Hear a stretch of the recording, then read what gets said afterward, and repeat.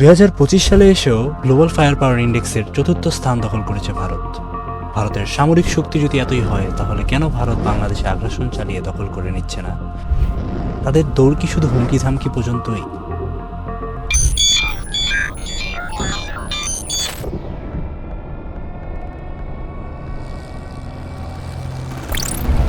सदैव हम लोगों को युद्ध के लिए तत्पर रहना चाहिए। यहाँ पर बांग्लादेशी घुसपैठिए आ गए हैं कि नहीं?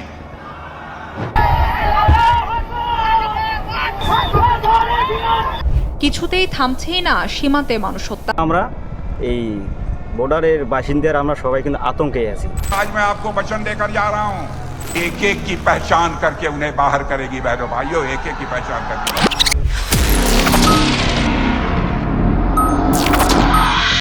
ভারত কি সত্যিই বাংলাদেশকে আক্রমণ করতে পারবে? ভৌগোলিকভাবে বাংলাদেশকে চারিদিক থেকে ঘিরে রাখা এই দেশটি বাংলাদেশের নানানভাবে প্রভাব বিস্তার করছে, অর্থনৈতিক, সামাজিক, নানান ক্ষেত্রে। তো কেন বাংলাদেশকে আক্রমণ করছে না? প্রথম কারণ ভারতের জনসংখ্যাগত বাস্তবতা। বাংলাদেশের আশেপাশের অঞ্চলগুলোতে মুসলমানদের ঘনত্ব অনেক বেশি। 2011 সালের আদমশুমারি অনুযায়ী বাংলাদেশের আশেপাশের অঞ্চলগুলোতে ভারতের মুসলমানদের প্রায় 47%ই বসবাস করে, যেখানে পশ্চিমবঙ্গে 27% মুসলমান, বিহারে 16.9% মুসলমান, ঝাড়খণ্ডে 14.5% মুসলমান, উড়িষ্যায় 2.2% মুসলমান, আসামে মুসলমানের সংখ্যা 40% এবং ত্রিপুরায় 8.6%। একটিবার ভাবুন তো, বাংলাদেশ যদি ভারতের অভ্যন্তরে থাকতো, তাহলে পুরো এই অঞ্চলটাই মুসলিম অধ্যুষিত হয়ে যেত না? কারণ তখন সীমান্ত বলতে কোনো কিছু থাকতো না। ফলে মুসলমানরা বাংলার যে কোনো জায়গায় বসতি স্থাপন করতে পারত। ভারত এই ভয় থেকেই তৈরি করেছে বিতর্কিত নাগরিকত্ব আইন, বিভিন্ন জায়গায় উস্কে দিচ্ছে দাঙ্গা। 15 থেকে 20% মুসলমান নিয়েই ভারতের ঘুম হারাম হয়ে গেছে। এমন অবস্থায় ভারত বাংলাদেশ দখল করবে? एक एक की पहचान करके उन्हें बाहर करेगी बहनों भाइयों, एक एक की पहचान करके बाहर। হরে কৃষ্ণ হরে রাম, শেখ হাসিনার বাবার নাম। ভারত যাদের মামার বাড়ি, বাংলা ছাড়ো তাড়াতাড়ি। প্রকৃতপক্ষে ভারতের বিশাল বাহিনী থাকলেও তারা সমানভাবে সকল জায়গায় ব্যবহার করতে পারে না, কারণ তাদের এক পাশে রয়েছে চীন ও অন্য পাশে পাকিস্তান। आज हम अपने बंगाली भाइयों को जवाब देते हैं, इस पाकिस्तान का जो एटम बम है ना, वो भी तुम्हारा है। आए जुर्रत करे कोई आंख उठाकर बांग्लादेश की तरफ देखने की, उसकी आंखें निकाल देंगे। आए कोई हाथ उठाए और बांग्लादेश की तरफ हाथ उठाने की कोशिश करे, उसका बाजू तोड़ देंगे हम इंशाल्लाह, अल्लाह के फजलो करम से। ভারতকে সবসময় তার বাহিনীর বিশাল একটি অংশ জম্মু কাশ্মীর ও 7 সিস্টার্সের নিয়ন্ত্রণে মোতায়েন রাখতে হয়। এছাড়া মণিপুর ও পাঞ্জাবের স্বাধীনতাকামীরা সুযোগের অপেক্ষায় রয়েছে। The state of Manipur in the northeast of India. The fighting is between the majority Maitai and minority Kuki communities. The state is deeply divided. Who used to live peacefully together. When I watched the video of what was done to my daughter, The violence was savage, gang raped by the same mob. Her father and brother killed. it made me want to die. এমন পরিস্থিতিতে ভারত যদি বাংলাদেশে আক্রমণ চালায়, তারা কি বাংলাদেশ দখল করবে নাকি নিজেদের অস্তিত্ব রক্ষা করবে? তখনই শেষ হবে যখন আমাদের সন্তানদের হত্যার জন্য আমরা শেখ হাসিনাকে বিচারের কাঠগড়ায় দাঁড় করাতে পারব।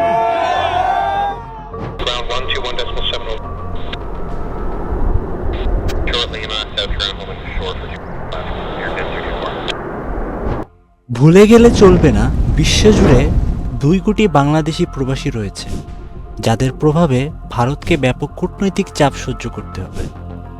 এবং মুসলিম প্রধান দেশ হওয়ায় মধ্যপ্রাচ্য থেকেও তাদেরকে ব্যাপক ধাক্কা খেতে হবে, যা তাদের রেমিটেন্সে ধস নামিয়ে দেবে।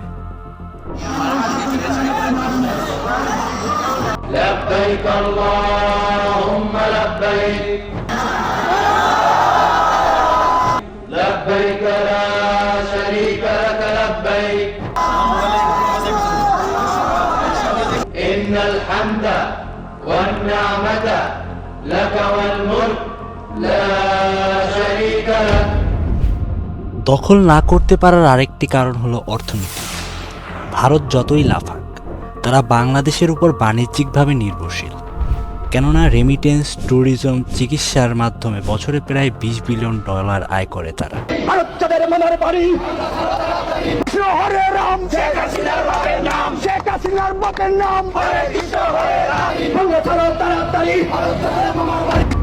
ধরুন 6 মাসের জন্য বাংলাদেশ ভারতকে পুরোপুরি বয়কট করলো, তাহলে কি হবে?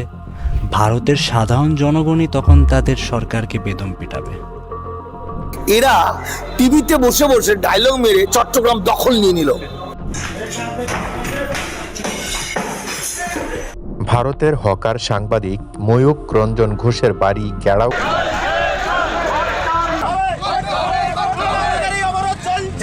চট্টগ্রামই নাকি দখল নিয়ে নিচ্ছে ওরা। আধুনিক বিশ্বের যুদ্ধ শুধু হামলা পাল্টা হামলার মধ্যেই সীমাবদ্ধ না। মডার্ন জিওপলিটিক্সে কে কতটা অন্য দেশের উপর প্রভাব বিস্তার করতে পারল তার উপরেও অনেকাংশে আগ্রাসন নির্ভর করে। এরাই প্রথম এখানে দরবার হলের খবর নিয়ে আসে। বেলা 9:45টার দিকে অস্ত্রাগারের ভেতরের কয়েকটি কক্ষে তালা দিতে দেখা গেছে একজনকে।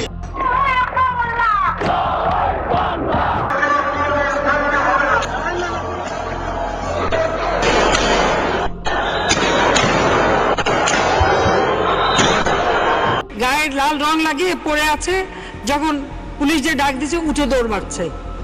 দেখা গেল লাশ দৌড় মারলো। মে মাসের 5 তারিখে রাত্রে, অর্থাৎ 6 তারিখে, সেই দিন কোনো গোলাগুলি বা সেরকম কোনো ঘটনাই ঘটেনি।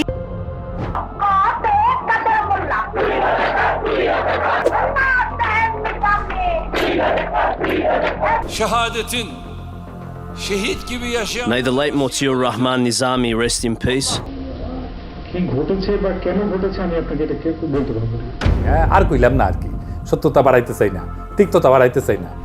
এই ক্ষেত্রে ভারত বাংলাদেশে সরাসরি সামরিক আগ্রাসন না চালালেও নিজেদের পাপেট গভর্নমেন্ট বসিয়ে ক্লায়েন্ট স্টেট বানিয়ে নিজেদের স্বার্থ হাসিলের চেষ্টা করবে। 2009 সালের বিডিআর বিদ্রোহ এবং শাহবাগীদের সাংস্কৃতিক আগ্রাসনের মাধ্যমে ভারত এই কাজটা অত্যন্ত দক্ষতার সাথে সম্পন্ন করেছে।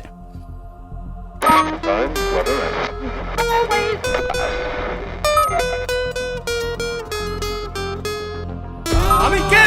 আমি একজন গর্বিত সৈনিক। আমার কাছে পরাজয়ের কোনো স্থান নেই। সবাই যেখানে থমকে দাঁড়ায় আমি সেখান থেকেই শুরু করি। ভুলে গেলে চলবে না, আমাদের সামরিক বাহিনীতে এখনো একদল সৎ, দক্ষ, যোগ্য, চৌকস সেনা অফিসাররা রয়েছেন। সুযোগের অভাবে তাদেরকে চুপ থাকতে হয়। সঠিক পরিচর্যা পেলে তারাও দেশের কাণ্ডারি হয়ে উঠবেন।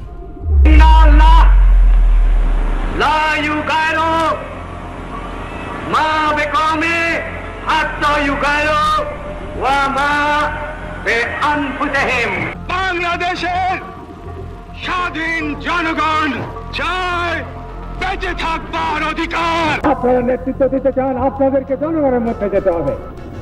যে অধিকার আল্লাহ এই দেশের জনগণকে দিয়েছে, এর অর্থ হলো যে জাতি তাদের ভাগ্য উন্নয়নের জন্য নিজেরা নিজ হাতে চেষ্টা করে না, আল্লাহ তাআলা তাদেরকে সাহায্য করেন না। একটি দেশের সামরিক সক্ষমতা শুধু তাদের আধুনিক সরঞ্জাম কিংবা সংখ্যার উপরে নির্ভর করে না, সামরিক ঘনত্ব অনেক বড় একটি ফ্যাক্টর। বাংলাদেশের প্রতি বর্গ কিলোমিটার এলাকায় সামরিক ঘনত্ব 46.9 জন, যা বিশ্বের দ্বিতীয় এবং উপমহাদেশে সর্বোচ্চ। ভারতের ক্ষেত্রে যা 1.56 জন, পাকিস্তানে 1.37 জন, মিয়ানমারের ক্ষেত্রে যা একজনও না, প্রায় 0.74 জন। এমনকি সুপার পাওয়ার দেশগুলো এই ক্ষেত্রে 1 নম্বর অবস্থানে নেই।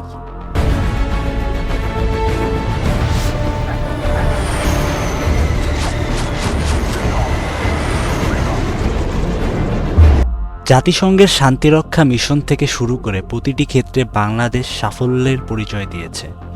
যার সবচেয়ে বড় প্রমাণ হলো বড়াইবাড়িতে ভারতের করুণ পরাজয়। এবং ভারতের 400 সৈন্য সেখানে মারা যায়, আমাদের 3 জন শাহাদত বরণ করে। I want India and I want Narendra Modi चेतावनी देना चाहता हूँ, मुसलमान के ऊपर हाथ उठाओगे वो हाथ कटेंगे। সবাই ভুলে যায় যে বাংলাদেশের 60 লক্ষ প্যারামিলিটারি ফোর্স রয়েছে, কিন্তু ভারতের এই বিষয়টাও মাথায় রাখতে হয়।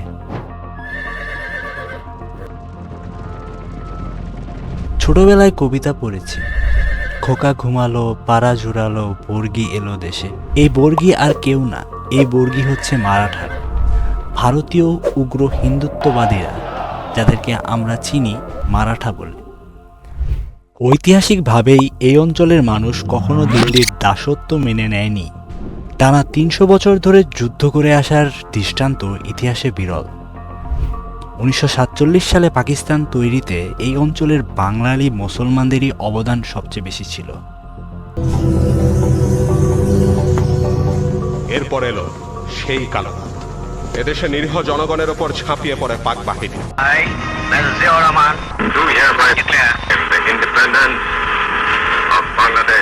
পাকিস্তান রাষ্ট্র কাঠামোর মধ্যে সংকট সমাধানের সব পথ রুদ্ধ হয়ে যায় চূড়ান্তভাবে। 1971-এও এই অঞ্চলের মানুষ দেশি বিদেশি ষড়যন্ত্র উপেক্ষা করে বাংলাদেশের স্বাধীনতা ছিনিয়ে আনে। কিন্তু Mujibur Rahman, who was a friend of mine, অদ্য সকাল হতে a great friend, Khandakar Mustaq আহমেদের বলিষ্ঠ নেতৃত্বে, and none of us had the experience of conducting the affairs of an independent state, because for the first time we became independent. সামরিক বাহিনী ক্ষমতা দখল করিয়াছে।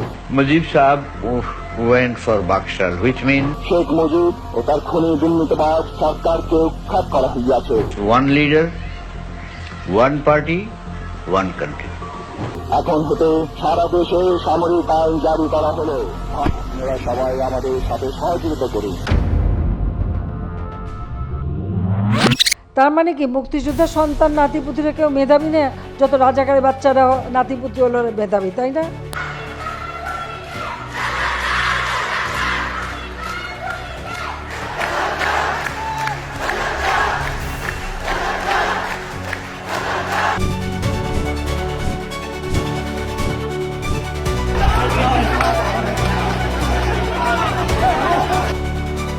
সারা দেশের মানুষের কাছে আহ্বান করব, আপনারা নেমে আসুন।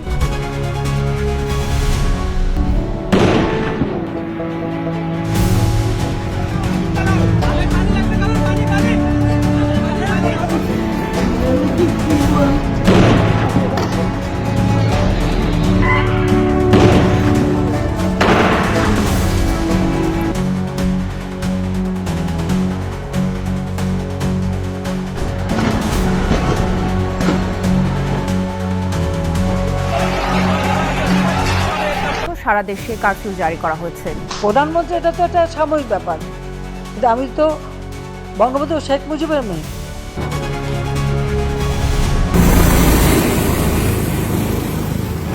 24 জুলাই বিপ্লবীদের ধমনীতে বহমান রক্ত, আত্মত্যাগ, তাদের পূর্বপুরুষদের স্বাধীনতার অতৃপ্ত সেই আকাঙ্ক্ষাকেই জানান দেয়।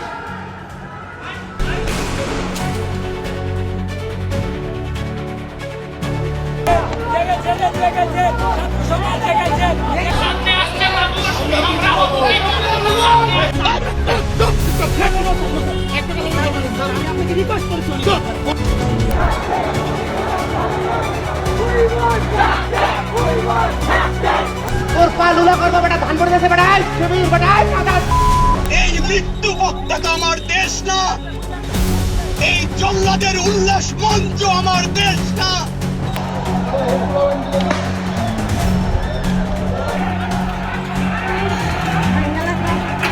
এই জাতিগুলি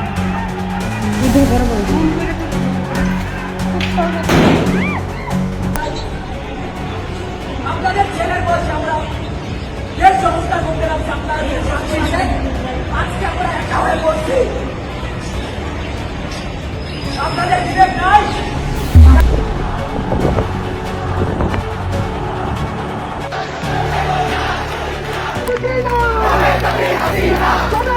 হাসিনা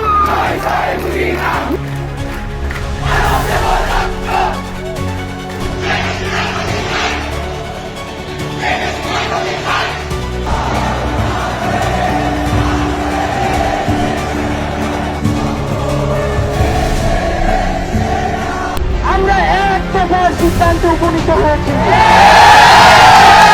এক দফা আন্দোলন কি আমাদেরকে পদত্যাগ করতে হবে। আমার প্রশ্ন, জাতির কাছে প্রশ্ন, কি অপরাধ আমাদের?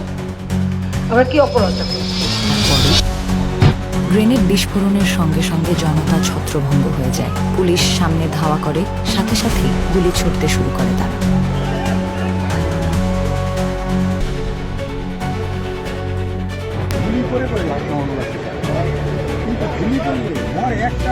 আমার তো হয় একটা এক্সচেঞ্জ আসার বাকি দিতে এটা হচ্ছে সবচেয়ে বড় আতঙ্কের এবং দুশ্চিন্তার সঙ্গে।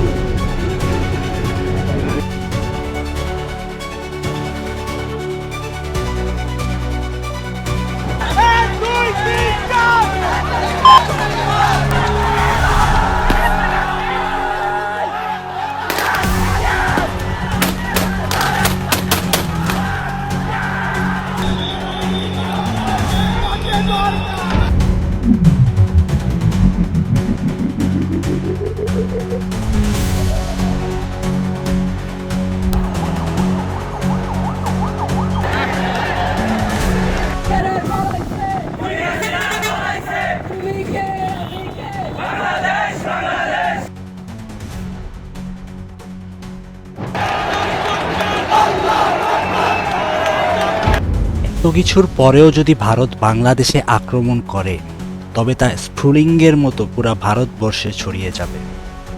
কেননা ভারতীয় আধিপত্যবাদ এই অঞ্চলের মুসলমানদের দিন দিন আরও খেপিয়ে তুলবে। শুধু মুসলমান নয়, এই অঞ্চলের নিপীড়িত প্রত্যেকটি জনগোষ্ঠীকে ভারতীয় আধিপত্যবাদ খেপিয়ে তুলবে।